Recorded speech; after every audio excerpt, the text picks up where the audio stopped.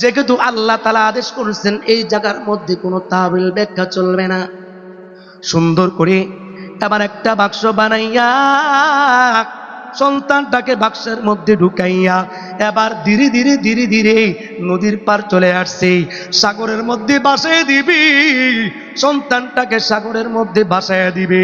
এমন অবস্থায় আল্লাহ পাক রব্বুল আলামিনের হুকুম, যখন নদীর মধ্যে ভাসায় দিল, মা চোখের পানি পালায় পালায় কান্দে, বারবার বাক্সটার দিকে তাকায়, বারবার সমুদ্রের দিকে তাকায় দেখি বাক্সটা কত দূর পর্যন্ত গেল। সন্তান মুসাকে দেখা যায়নি। মা এইভাবে বারবার নদীর পারে দাঁড়ায় দাঁড়ায় কান্দে। আল্লাহ পাক রব্বুল আলামিন যখন দেখলেন হযরত মুসা পয়গম্বরের মা সন্তানের জন্য বেশি কান্নাকাটি করে, বেশি গায়ে কুতাস করে, আল্লাহ তাআলা বলেন وأصبح فؤاد أم موسى فارغا, আমি আল্লাহ পয়গম্বর মুসার মায়ের অন্তরটাকে মজবুত করে দিলাম, একটু শক্ত করে দিলাম, যাতে করে ধৈর্য ধারণ করতে পারে, যাতে করে সহ্য করতে পারে, বেশি হাই হুতাশ করতে না পারে। কারণ বেশি হাই হুতাশ করলে ফেরাউনের সৈন্য বাহিনীর কাছে ধরা খায়া যাওয়ার আশঙ্কা আছে, ফেরাউনের কাছে খবর চলে যাওয়ার আশঙ্কা আছে, ভয়ঙ্কর বিপদ হইয়া যাইতে পারে। আল্লাহ পাক রব্বুল আলামিন এই দিকে মাকে সান্ত্বনা দেওয়ার জন্য অন্তরটাকে মজবুত করে দিলেন। ওইদিকে পয়গম্বর মুসা সাগরের মধ্যে ভাসতেছে, সাগরের মধ্যে ভাসতেছে। রাখে আল্লাহ, কথা কয় না, রাখে আল্লাহ আমারে কে?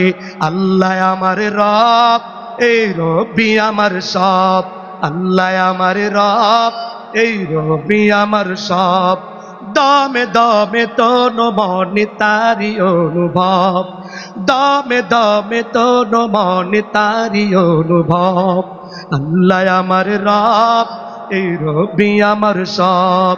তোমার দুনিয়াতে আমি যেদিকে তাকাই, অথই নিয়ামতে ডুবে আছি সবাই।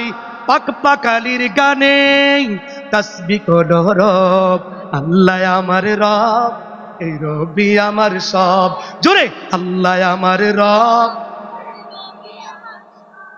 দমে দমে তন মনে তারি অনুভব।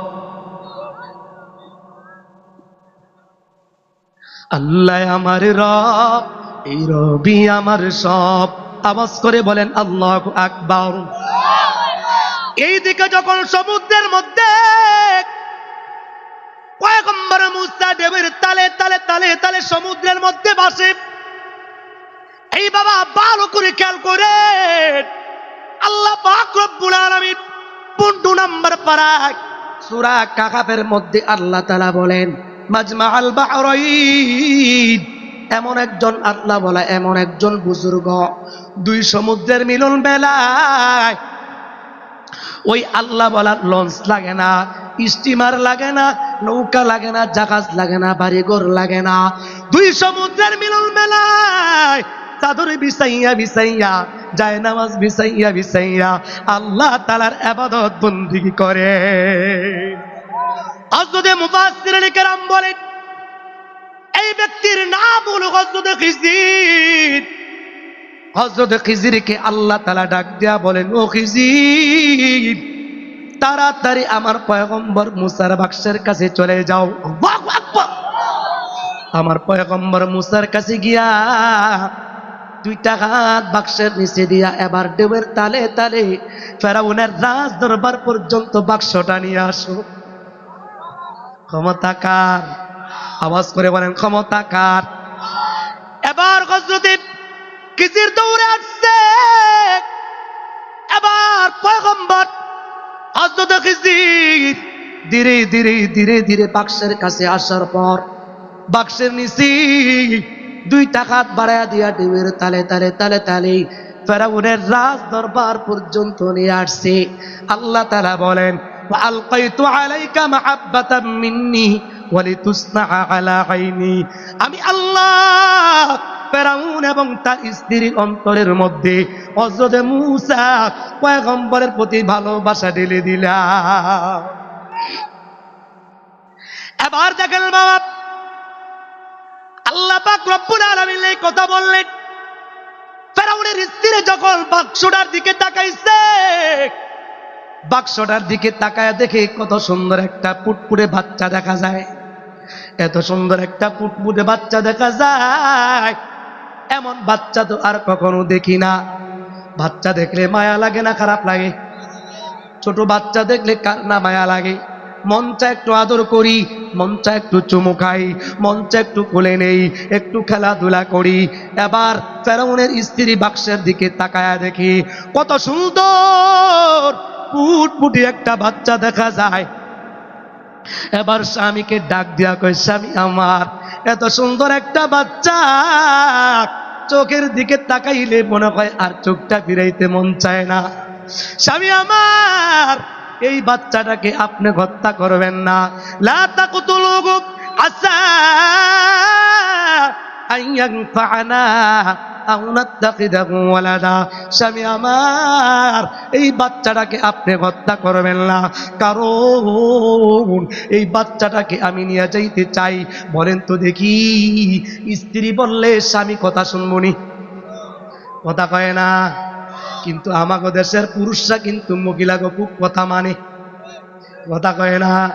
মোটামুটি মহিলারা ঘরের মধ্যে মেম্বার, আবার কিছু কিছু মহিলা আছে তেরা স্বামীর কথা শুনতে চায় না, আবার কিছু স্বামীও আছে এমন মোটামুটি একটা লাড়ি, কথা কয় না। কথা উল্টা পাল্টা করতে দেরি, মার দিতে দেরি নাই। কিন্তু বাবা, দুই দিকে আগুন জ্বললে সংসার সুন্দর হবে না। একদিকে আগুন না হইয়া পানি হইতে হবে। একদিকে যদি ঠান্ডা হয়, আরেক দিকে আগুন হয়, ঠান্ডা পানি দিয়ে আগুন নিভানো সম্ভব, সুন্দর ফ্যামিলি উপহার দেওয়া সম্ভব, সুন্দর ফ্যামিলি, আদর্শ ফ্যামিলি গড়া সম্ভব। কিন্তু উভয় দিকে আগুন জ্বললে খালি আগুন জ্বলবেই, আর নিভানো সম্ভব। এবার ফেরাউন ডাক দিয়া কয়, বিবি আমার, তুমি আমার আদরের বিবি, তুমি আমাকে বলছো কি বলতে চাও, এবার আমাকে একটু খুলে বলো। এবার স্ত্রী ডাক দিয়া কয়, স্বামী আমার, এই বাচ্চাটা আমি নিয়ে যাইতে চাই। বাচ্চা নিয়ে কি করবা? আপনি তো কত বাচ্চা মারলেন, আপনি তো কত বাচ্চা হত্যা করলেন, এই বাচ্চাটা আমি নিয়ে যাইতে চাই। হয় উপকারে আসবে, না হয় আমাদের সন্তান হিসাবে আমরা বাচ্চাটাকে গ্রহণ করব। এবার ফেরাউন ডাক দিয়া কয়, ঠিক আছে, যেহেতু তুমি বলছো কোনো অসুবিধা নাই। ফেরাউনের স্ত্রী বলেন তো দেখি খুশি না বেজার? এবার ফেরাউনের স্ত্রী খুশি হইয়া হযরত মূসা পয়গম্বরকে নিয়ে আবার রাজদরবারে চলতে শুরু করছে। বাচ্চা মানুষ, বাচ্চা মানুষের স্বভাব হইল কান্নাকাটি করা। মায়ের আদর না পাইলে, দুধু না পাইলে বাচ্চা মানুষ কান্নাকাটি করে, বাচ্চা মানুষ কান্নাকাটি করে। এই বাবা হযরত মূসা পয়গম্বরকে যখন ফেরাউনের রাজদরবার পর্যন্ত নিয়ে যায়, কিন্তু পয়গম্বর মূসার কান্না থামে না। ফেরাউনের মেজাজ গরম হয়ে গেছে। ফেরাউন স্ত্রীকে ডাক দিয়া কয়, ওগো সাহেব, ওগো বিবি আমার, কি আনলা? এটার যন্ত্রণায় তো আর ভালো লাগে না, কি করা যায়? এবার স্ত্রী ডাক দিয়া কয়, টেনশনের দরকার নাই, চিন্তার দরকার নাই। এলাকার মধ্যে কত মহিলা আছে সুন্দর করে বাচ্চা লালন পালন করতে পারে, ওই সমস্ত মহিলাদের থেকে কয়েকজন মহিলা নিয়ে আসো, ওই মহিলাগুলোকে দুধ পান করাইতে বলো। ওই মহিলারা দুধ পান করাবে, কান্না থেমে যাবে। ফেরাউন এলান করে দিছে এলাকার মধ্যে কোন কোন মহিলা বাচ্চা লালন পালন করে, কোন কোন মহিলা সুন্দর করে বাচ্চা লালন পালন করতে পারে। এবার একজন মহিলা আসছে, পয়গম্বর মূসা দুধ পান করে না, কান্নাও থামে না। আরেকজন মহিলা আসছে, আবার দুধ পান করাইছে, দুধ পান করানোর চেষ্টা করছে, কিন্তু দুধ পান করে না, কান্নাও থামে না। আবার আরেকজন মহিলা আনছে, দুধ পান করে না, কান্নাও থামে না। এইভাবে এক এক করে কত মহিলা আসছে, কোন মহিলা দুধ পান করাইতে পারে না। পয়গম্বর মুসার কান্নাও থামে না, কারণ আল্লাহ পাক চায়, ও পয়গম্বর মুসা, আমি তোমার মায়ের দুধ ব্যতীত অন্য কোন মহিলার দুধ পান করাবো না। আল্লাহ আল্লাহ ইচ্ছে শিরি আস্ত নাম, আল্লাহ আল্লাহ ইচ্ছে শিরি আস্ত নাম, শিরো সাকার মিকুনাদ জাহান্নাম তামাম, শিরো সাকার মিকুনাদ জাহান্নাম তামাম।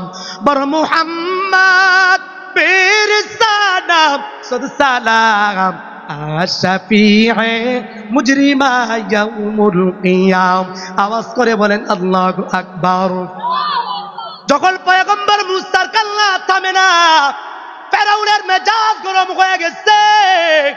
ওইদিকে আল্লাহ পাক রব্বুল আলামিন হযরত মুসা পয়গম্বরের মাকে ডাক দিয়া কয়, ও পয়গম্বর মুসার মা, টেনশনের কোনো দরকার নাই, চিন্তার দরকার নাই, তোমার কন্যা সন্তানটাকে ফেরাউনের রাজ দরবার পর্যন্ত পাঠায়া দাও। বলেন তো দেখি, সন্তানের এই খবরটা জানার পর মায়ের অন্তরটা ভালো না খারাপ? কথা কয় না? মায়ের অন্তরটা খুশি হয়ে গেছি। মা কন্যা সন্তানকে ডাক দিয়া বলে, ও কন্যা সন্তান মা, তাড়াতাড়ি যাও, তোমার ভাইয়ের খবর নেওয়ার জন্য ফেরাউনের রাজ দরবারে চলে যাও। বলেন তো দেখি, বোনের অন্তরে ভাইয়ের জন্য মহাব্বত আছে না নাই? কিন্তু আমাদের দেশে অনেক ভাইয়ের আছে বিমুখ হারাম, বোনের সম্পদ 900 দিয়া বুঝে এলো এলায়। কথা কয় না?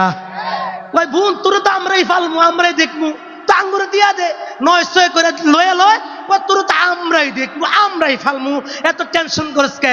মাঝে মাঝে আবি আর পাঙ্কাশ মাছ খাবি। কথা কয় না? আছে না নাই? হ্যাঁ, কিন্তু না বাবা, এগুলি করা যাবে না। যার যার সম্পত্তি যতটুকু পাবে শরীয়ত মোতাবেক তার সম্পদ তাকে বুঝাই দিতে হবে। কথা বলেন ঠিক কিনা?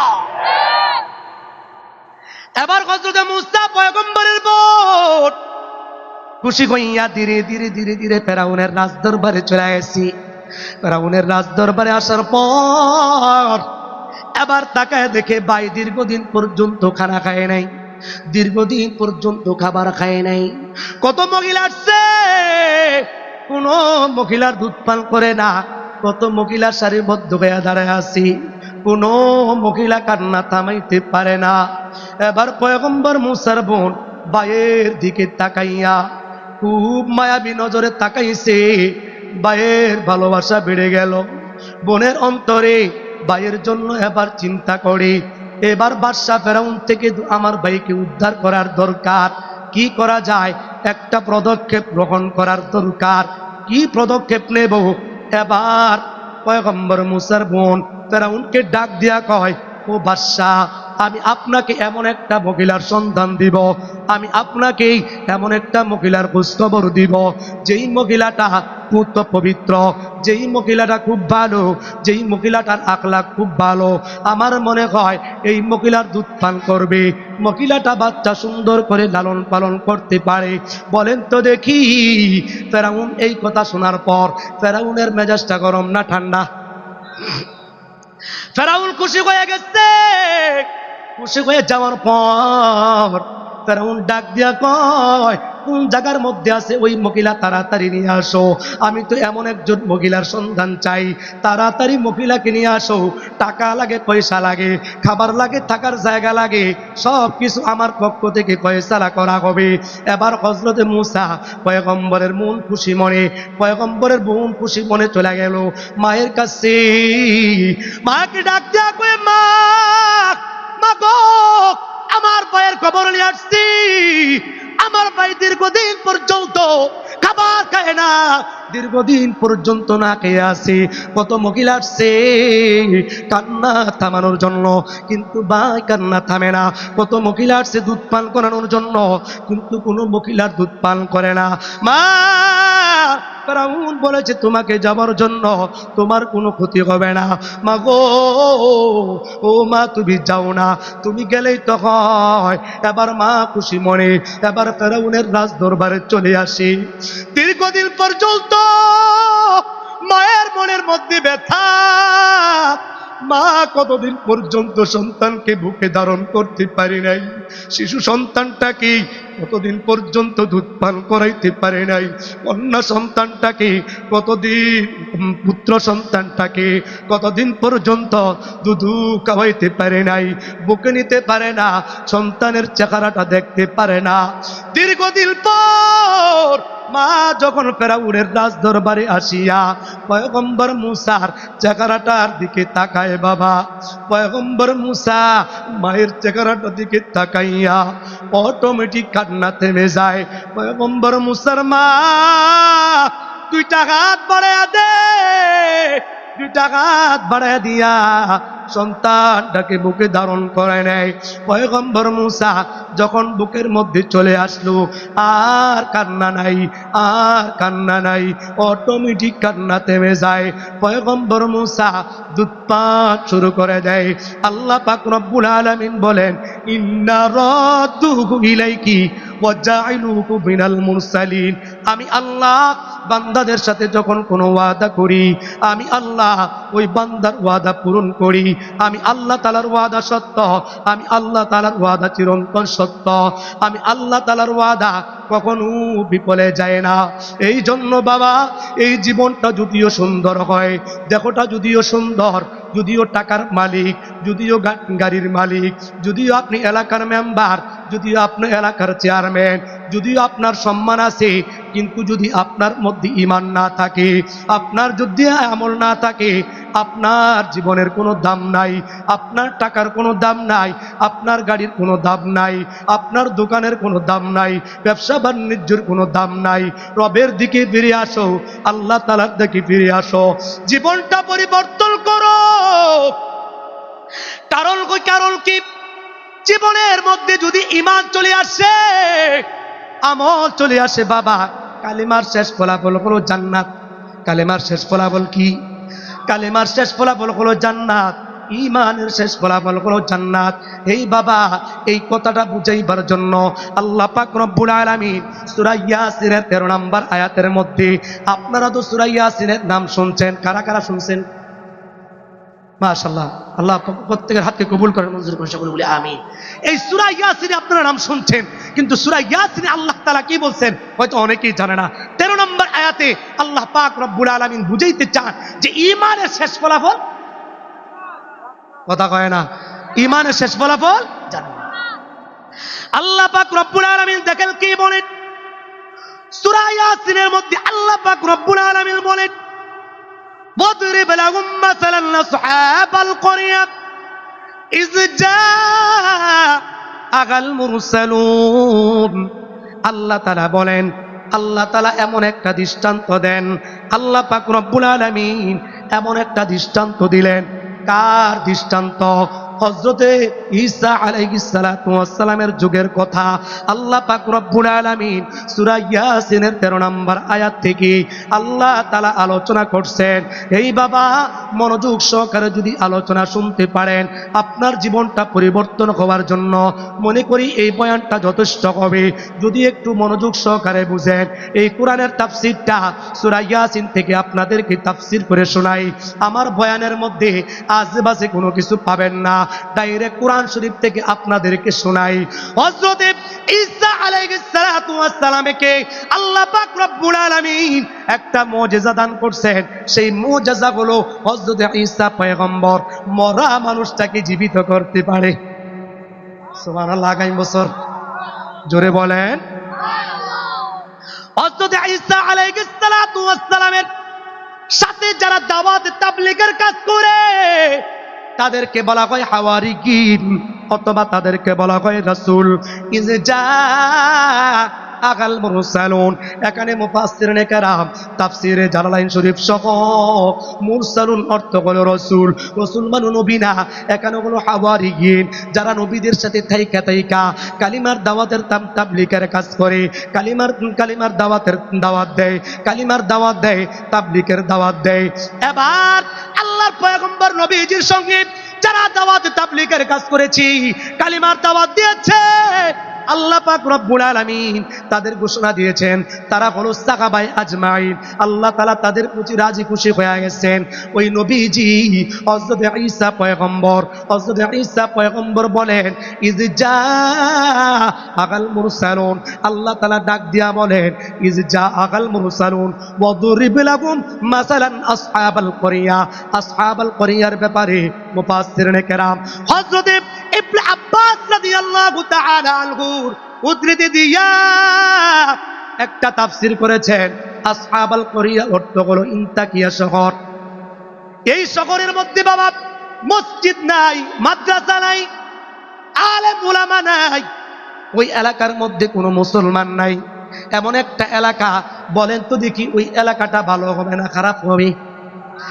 যে এলাকার মধ্যে মসজিদ মাদ্রাসা নাই, হাফেজ নাই, আলেম নাই, মুফতি মুহাদ্দিস নাই, এমন একটা এলাকার মধ্যে শুধু মুশরিক আর মুশরিক। এই বাবা আল্লাহ পাক রব্বুল আলামিন হযরত ঈসা পয়গম্বরকে বললেন, ও ঈসা পয়গম্বর, ওই ইনতাকিয়া শহরের মধ্যে দুইজন রাসূল পাঠায়া দাও। এবার দুইজন রাসূল পাঠানোর জন্য সিদ্ধান্ত গ্রহণ করলেন। একজন রাসূলের নাম হলো সাদেক, আর একজন রাসূলের নাম হলো মাসদুক।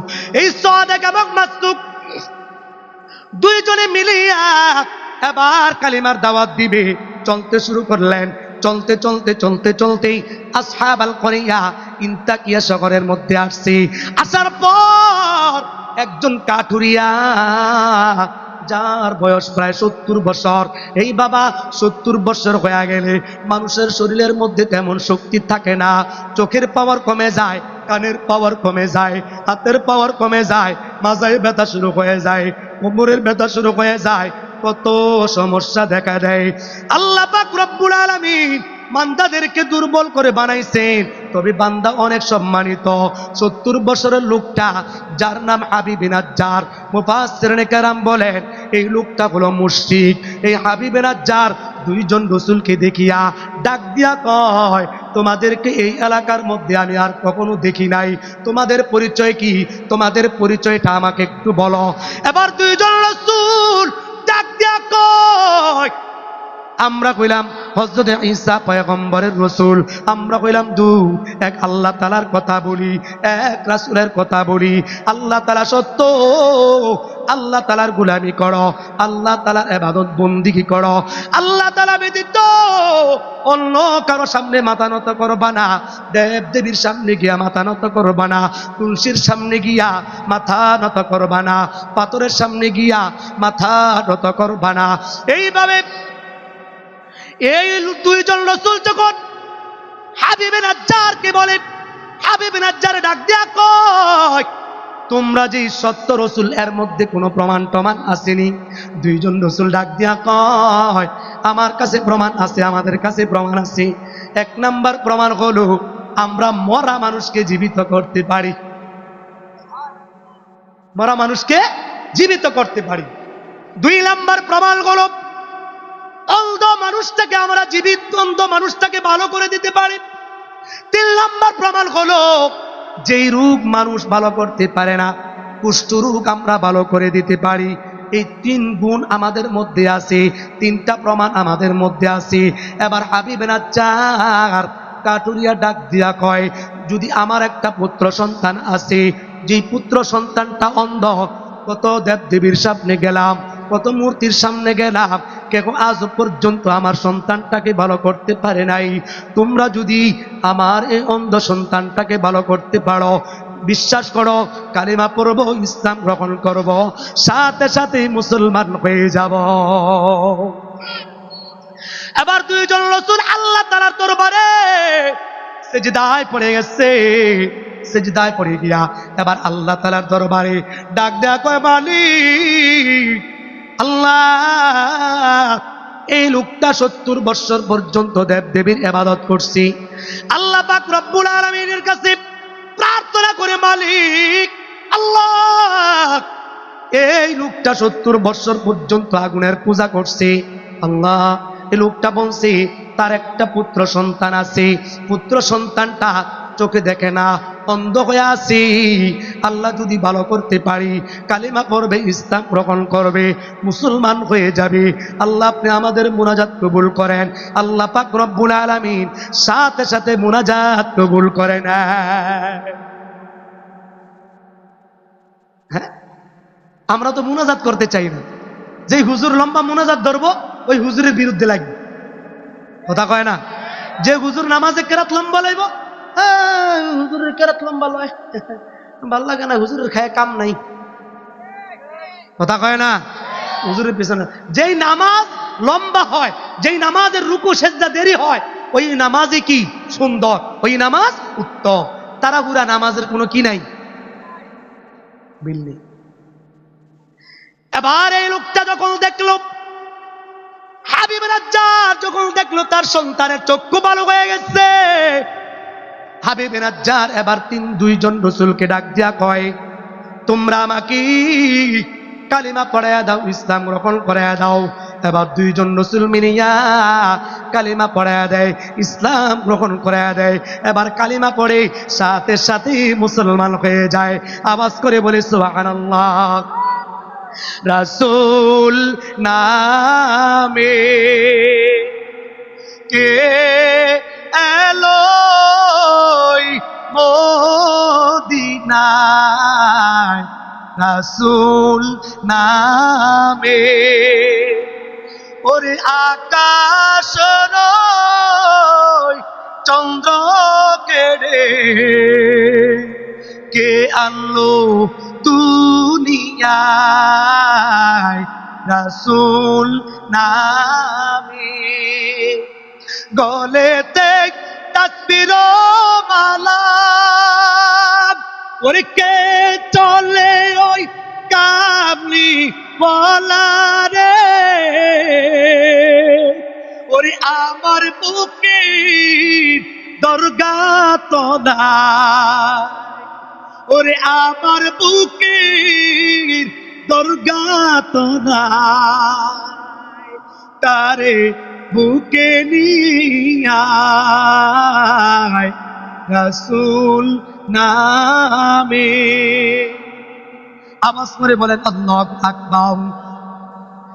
এবারে এই ব্যক্তি ইসলাম গ্রহণ করার পর টেনশনের মধ্যে পড়ে গেছে, চিন্তায় পড়ে গেছি।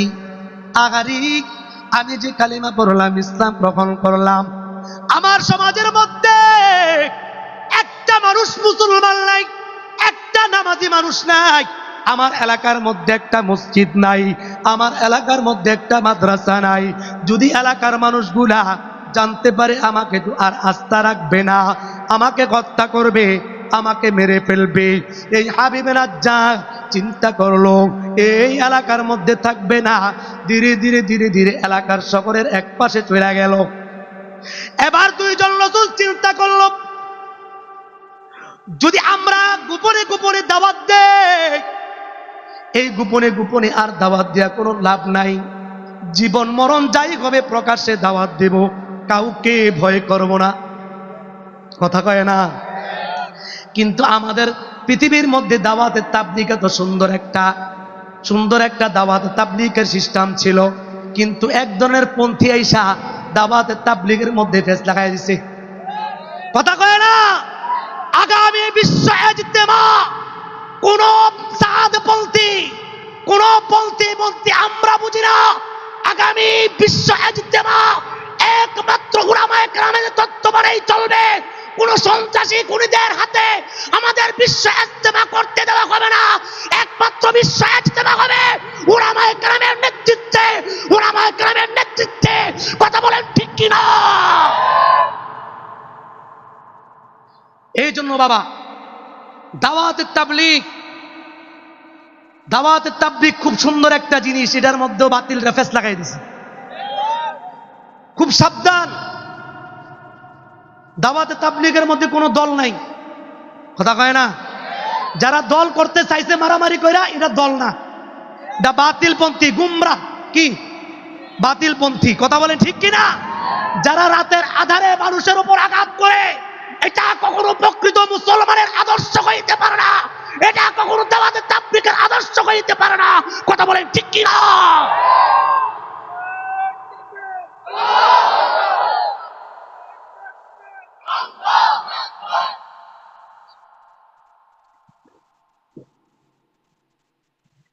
এবার দুইজন রসুল চিন্তা করে, গোপনে গোপনে দাওয়াত দিয়ে লাভ কি? আল্লাহ যা করে করব, আয়না করে থাকি আর জেনে থাকি, আয়না করে নাকি আর জেনে নেই, কিন্তু গোপনে আর দিব না, প্রকাশ্যে। প্রকাশ্যে দাওয়াত দিছে, বাদশার কাছে ধরা খায়া গেছে। বাদশা ডাক দিয়া কয়, দুইজন হুজুরকে ধরে নিয়ে আয়, তৈরা নিয়ে আবার আয়নাঘরের মধ্যে রাখবি। আয়নাঘর চিনেন না আপনারা? মানে আয়না করে কইলে এটা তর্জমাটা সহজ, কথা কয় না। একটা কথা মনে রাখবেন বাবা, বাংলাদেশ এবং সিরিয়া নয়, বাংলাদেশে যে আয়নাঘর আছে, সিরিয়ার মধ্যে যে আয়নাঘর আছে, তার চাইতে ভয়ঙ্কর যারা মানুষ হত্যা করেছে, আয়নাঘরের মধ্যে রেখেছে, তার চাইতে কঠিন ভয়ঙ্কর আল্লাহ পাক রব্বুল আলামিন 7টা আয়নাঘর রেখেছে। এক একটা আয়নাঘরের মধ্যে এক একটা দলকে, এক একটা হত্যাকারীকে সেই আয়নাঘরের মধ্যে রাখা হবে। কথা বলেন ঠিক কিনা? আল্লাহ তাআলা 7টা আয়নাঘর বানিয়ে রাখছে। এক একটা চোর, এক একটা বাটপার, এক একটা সিটার, এক একটা রাজাকার, এক একটা দুর্নীতিবাজ এক একটা আয়নাঘরের মধ্যে রাখবে আল্লাহ তাআলা। কথা বলেন ঠিক কিনা? হ্যাঁ, দেশের মধ্যে চোর আছে না নাই? আরে কথা কয় না, চোর আছে নাই? কাকে রাইকা কাকে বলবো, চোরে চোরে খালতো ভাই, চোরে চোরে দুলা ভাই। কাকে রাইকা কাকে বলবো, চোরে চোরে খালতো ভাই, একটা আরেকটার দুলা ভাই। আমগো দেশে চোরের অভাব নাই বাইরে, আমগো দেশে চোরের অভাব নাই। কারে রাইকা কারে বলবো, কারে রাইকা কারে বলবো, একটা একটার খালতো ভাই, একটা আরেকটার দুলা ভাই। আমগো দেশে চোরের অভাব নাই বাইরে, আমগো দেশে চোরের অভাব নাই। কথা বলে ঠিক কিনা? গ্রাম চূড়া, শহর চূড়া, আরো কত চোর, এমন চোরও দেখছি বাইরে ঢুকে মসজিদের ভিতর। কয়দিন আগে মসজিদ থেকে বের করে দেখি জুতা নাই। কয়দিন আগে মসজিদ থেকে বের করে দেখি জুতা নাই। আমগো দেশে চোরের অভাব নাই বাইরে, আমগো দেশে চোরের অভাব নাই। কারে রাইখা কারে বল, চোরে চোরে খালতো ভাই, চোরে চোরে দুলা ভাই। আমগো দেশে চোরের অভাব নাই বাইরে, আমগো দেশে চোরের অভাব নাই। দুইজন রাসূলকে বন্দী করেছে। এবার আল্লাহ পাক রব্বুল আলামিন বলেন, যখন দুইজন রাসূলকে বন্দী করেছে, আল্লাহ পাক রব্বুল আলামিন হযরত ঈসা পয়গম্বরকে জানায় দেন, ওই ঈসা পয়গম্বর আরেকজন রাসূল ইন্তাকিয়া শহরের মধ্যে পাঠায়া দাও। আবার আরেকজন রাসূলকে পাঠাইছে। আল্লাহ পাক রব্বুল আলামিন বলেন, فعززنا بثالث فقالوا إنا إليكم مرسلون। আরেকজন রাসূল এবার আল্লাহ পাক রব্বুল আলামিন পাঠিয়ে দিলেন ইন্তাকিয়া শহরে। ওই রাসূলের নাম হলো শামউন। কি বললাম? ওই